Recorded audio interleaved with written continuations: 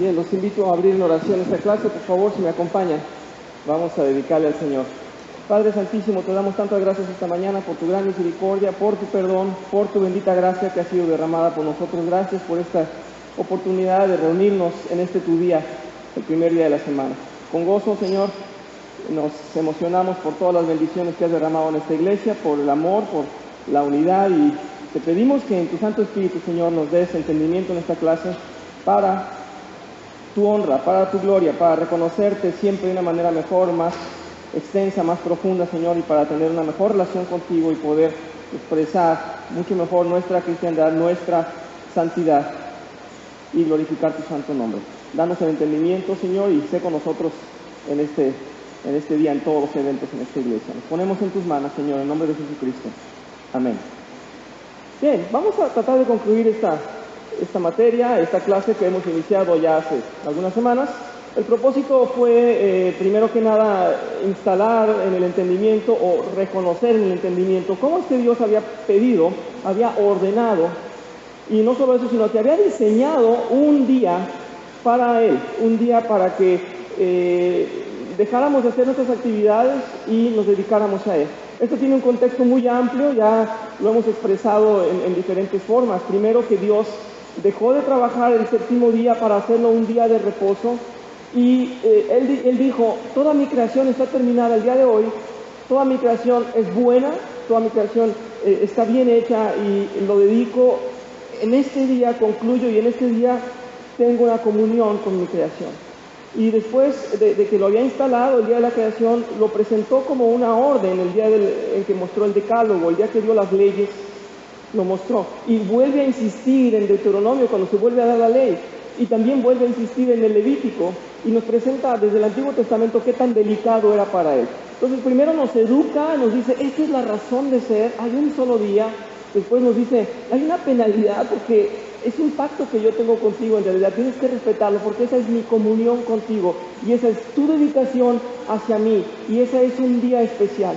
Y así nos viene enseñando, pero estaba apuntando en todo ese reposo, ya lo hemos comentado, en ese modelo de 7 días y de un día de reposo, estaba ya apuntando al reposo que vendríamos a tener con Cristo. Eso en nuestra vida, eso en nuestro entendimiento de teníamos un compromiso, teníamos un pacto, teníamos que obedecer, pero estaba apuntando hacia el cumplimiento de los pactos, que es el Señor Jesús. Esto nuevamente no solo nos presenta una relación con Él y la promesa cumplida, sino que nos inspira a ver lo que viene después, que es el día de gloria con Él. Y aunque tenemos el día en esta vida, tenemos un tiempo de relación y de aprendizaje, tendremos un reposo eterno. Todo nos apunta a ese reposo, ¿se dan cuenta? Y el día en que llegue ese reposo eterno será el día del Señor. Entonces, así como Cristo es el Señor del día del Señor, Él es el reposo, la gloria de Dios, el último día será nuestro reposo eterno. Todo esto, entonces, decíamos desde que Chuy había presentado su clase, que esta tipología nos muestra a Jesús en diferentes etapas, ¿verdad? Viene el reposo, y el día domingo llega el reposo. La principal necesidad o el objetivo, la motivación que teníamos en esta clase era expresada así, entonces, mostrar cómo Dios lo instaló, pero también mostrar la continuación, es decir, cómo primero se nos presenta como un día sagrado, obligado, pero después se nos presenta como el gran día de bendición. Y ahí es donde estudiamos la semana pasada que hay esa transferencia, esa transición.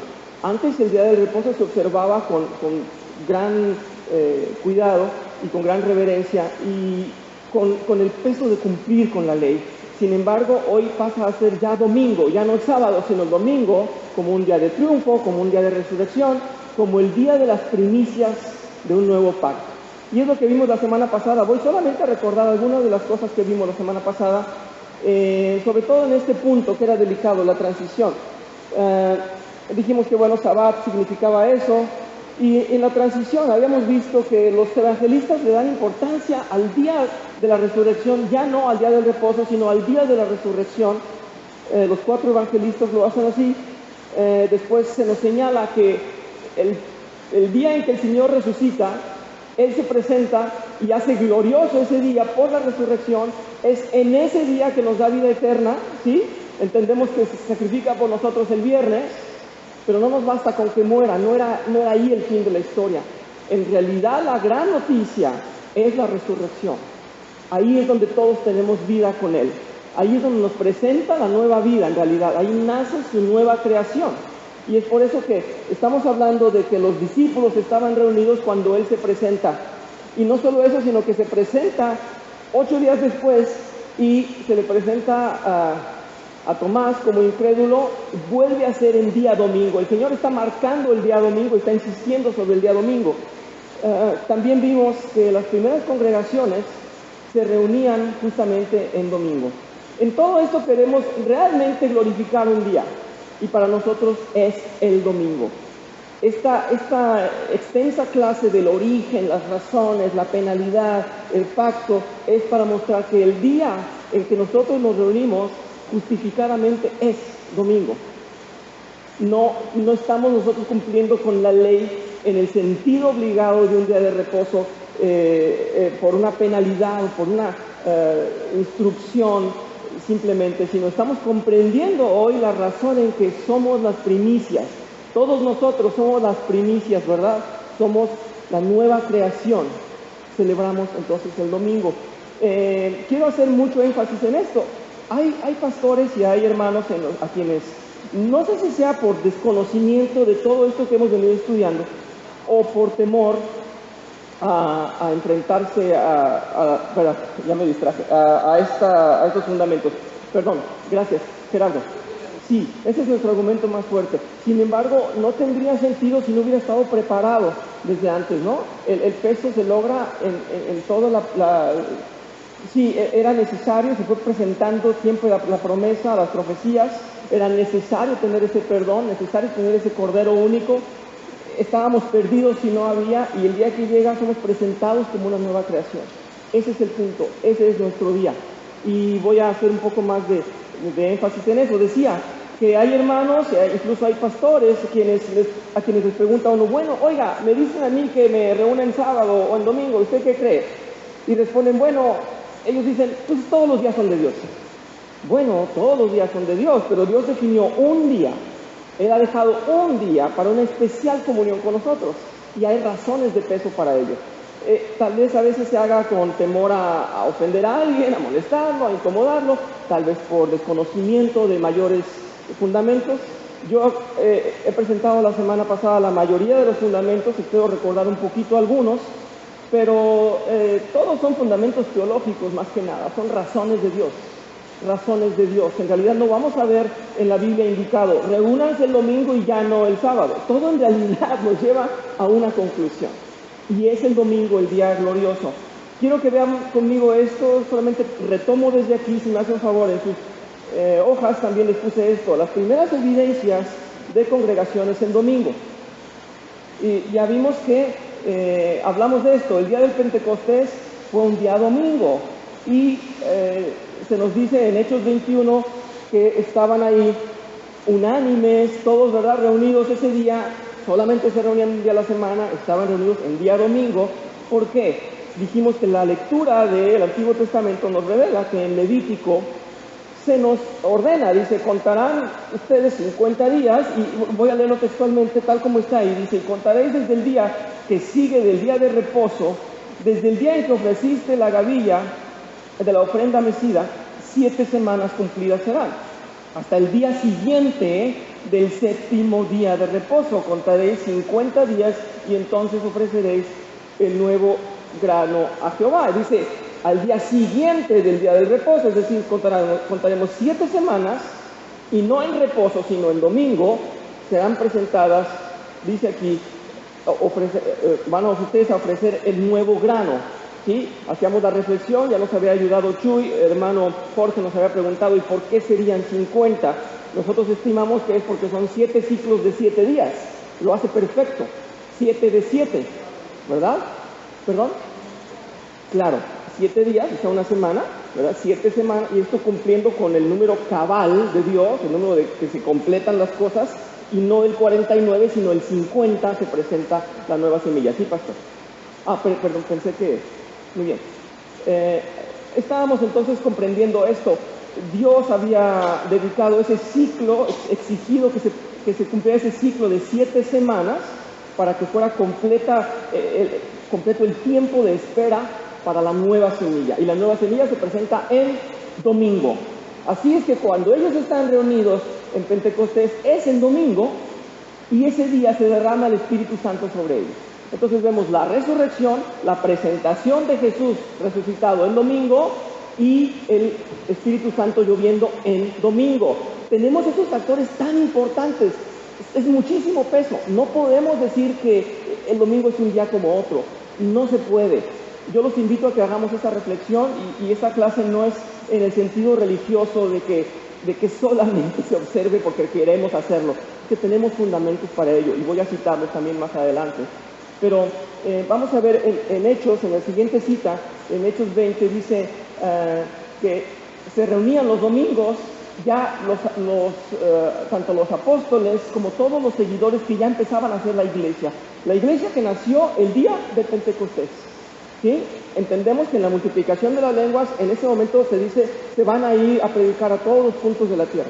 Bien, en Hechos 27 dice, el primer día de la semana, reunidos los discípulos para partir el pan, Pablo les enseñaba, habiendo de salir al día siguiente, y alargó el discurso hasta la medianoche.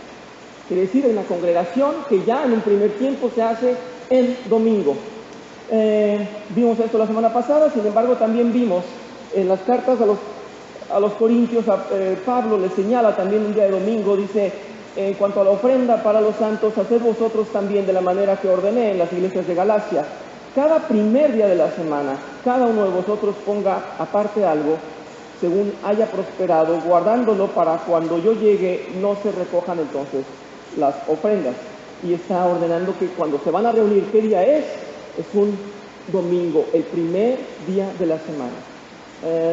También decíamos de una manera muy lógica y muy natural, el apóstol Juan lo expresa cuando redacta el Apocalipsis y dice, yo estaba en el Espíritu en el día del Señor y oí detrás de mí una gran voz como de trompeta. Y entonces Juan ya no se detiene a explicarle a nadie, de los que van a leer sus cartas, a nadie se detiene a explicarle cuál era el día del Señor. Porque todos los apóstoles, y tenemos que comprender, Juan fue el más longevo, Juan fue el que estaba realmente dando las revelaciones de los últimos días. Ya para él no era necesario regresarse a explicar cuál era el día del Señor. Él sabía que ya no había un día de reposo, él sabía que había que mencionarlo como el día del Señor. Estaba claro en la cabeza de Juan que le iban a comprender cuando él dijera el día del Señor. ¿Qué día estaba ahí? El día domingo. Porque así lo presenta Pablo antes, porque así lo presenta el libro de los Hechos, porque ese era ya el día del Señor. Los invito a leer conmigo la continuación que puse para ustedes. Es interesantísimo. Vemos ahora referencias históricas. Este material a mí se me hace muy valioso porque no existe de una manera muy accesible. Es decir, nosotros vamos a muchas escuelas bíblicas y buscamos por ahí incluso en internet y no nos van a decir esto a la primera. Tenemos que tener primero una comprensión bíblica y después de que comprendemos que antes que nada es bíblico, vemos las consecuencias que dejan los cronistas o los historiadores. Vamos a ver estos historiadores que son totalmente confiables. Vemos que algunos son alumnos de los discípulos, de los apóstoles. Los invito a que vean, lo puse en sus hojas, por favor, referencias históricas. Este señor, Ignacio de Antioquía, discípulo del apóstol Juan, ¿sí? Nació en el año 31 y murió en el 107. Dice, no debemos sabatizarnos más, sino que debemos guardar el día del Señor, porque en ese día nuestra vida fue levantada. Este es el día del Señor, el día de la resurrección, el más importante de todos los días. Eso estaban diciendo ya en el primer siglo. ¿Sí? Quiere decir que era muy difícil desprender al pueblo judío de su día santo, su día de reposo, el sábado. Era muy difícil traerlos. Entonces había quienes volvían a irse al sábado. Me comentaba el hermano Francisco, nos comentaba, y yo lo he vivido. Hay hermanos, hay creyentes que insisten, yo me quiero reunir en sábado. En mi iglesia se reúne todos en sábado porque así dicen las Escrituras. No han comprendido la transición, lo importante que es la transición.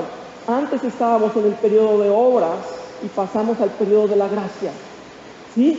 Estábamos esperando el reposo, hoy estamos en reposo. Antes empezábamos el sacrificio esperando el reposo. Hoy empezamos en la nueva cosecha, en la nueva generación. Hoy empezamos el reposo. Empezamos ya en el descanso de la gracia. Eso es importante. Esa es la transición. Es lo difícil de comprender para muchos que siguen abrazando la ley. Nosotros abrazamos la ley, pero por amor, por agradecimiento, porque queremos reconocer los estatutos de Dios. No porque pensamos que por medio de ella nos vamos a salvar. Porque nadie puede. Así es que el día de hoy ya no celebramos esa esclavitud y ese sometimiento. Estamos celebrando en realidad la gracia. Estamos en domingo, en reposo. El siguiente testimonio histórico es este señor, Justino, mártir. Dice, nació en el 100, el año 100, martirizado en el 165. Dijo, los cristianos no celebran las festividades judías, no observan sus sábados. En el día domingo, se realiza una reunión de todos los que viven en la ciudad y en el campo a leer las memorias de los apóstoles y los escritos de los profetas.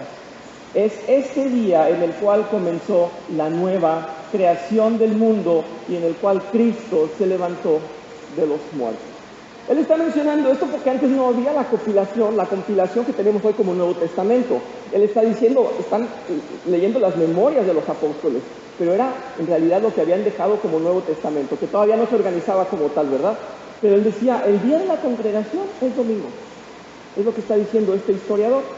Y vamos a ver la epístola de Bernabé también en el 130, ya a inicios del segundo siglo, y dice, no son vuestros sábados presentes los que son aceptables para mí, sino el sábado, sabbat, el descanso, dice, que yo he hecho. Por eso también nosotros guardamos el día octavo, está hablando del primer día, obviamente, el día octavo, para gozarnos el día en que Jesús ha sido levantado de entre los muertos y manifestado a sus discípulos. Lo comentaba la semana pasada alguien, si nosotros tendríamos que ser diferentes en esa perspectiva que los judíos. Definitivamente que sí, los judíos, ellos quieren guardar el sábado, ellos ven en su perspectiva una orden, una ley, y ellos estarán en su razón.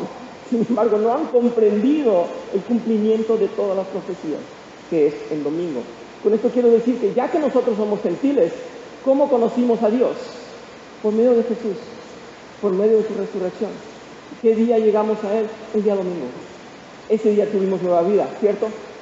Ese día se nos entregan las primicias de la nueva vida. Si no hubiera resucitado Jesús, no tendríamos ninguna esperanza, ninguna razón de vivir, ni de tener ninguna fe. Vamos adelante, este señor Ireneo, ya en la segunda mitad del segundo siglo, dice, fue discípulo de Policarpo, quien a su vez fue discípulo del apóstol Juan. Entre el 130 y 195 dice, en el día del Señor cada uno de los cristianos guarda el día de reposo, meditando en la ley y regocijándonos en todas las obras de Dios. El otro escritor, Tertuliano, también ya en el segundo siglo. ¿No era eso? ¿Me equivoqué? Oh, perdónenme, entonces me faltó uno, ¿verdad? No, era este. ¿Me lo brinqué? Me lo brinqué. Debo tener aquí un retrovisor. Gracias por que me están apuntando. Esto fue lo que dijo Tertuliano. Celebremos el domingo como un día de gozo. En el día del Señor pensamos que es incorrecto ayunar, aún postrarnos en adoración, pues es un día de fiesta, una fiesta. Estos son de veras comentadores e historiadores de mucha razón y muy fieles. Podemos verlos a través de los estudios de teología, pero son en realidad cronistas de la época muy fieles.